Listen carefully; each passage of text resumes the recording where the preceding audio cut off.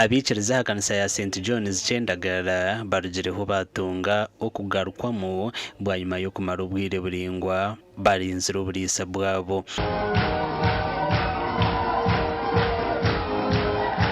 Ruhanga cya Chendagara kitwarebera izuba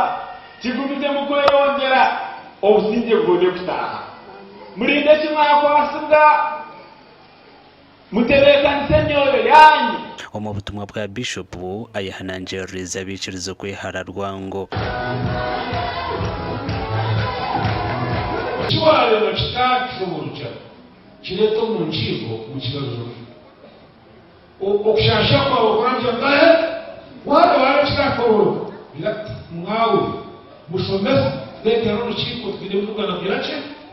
rero ndabashaba kugira ngo mugire kushaba no kugumisiriza no kumanyana n'abakazi banyu n'abakazi no kumanyana n'abashisha banyu kureba ngo kanisa yagumaho. oburisi ubu bwina amakanisa garuka ikashatu aharume ya Chendagara twetumana Sayuni kandi abikiriza bagira ngo cyo bahwerire cyango tukuza kutandikira twenda kutandikaho primary abo kubashangire primary etaruho twenda kutekaho primary twenda kutekaho technical institute bayete isebibi bagira kusasira bagira kwehayo kandi bagira ubushobozi nibwo kanisa ya Kristo yaragiye mu mwisho kandi mangu kwa basanzwe bakora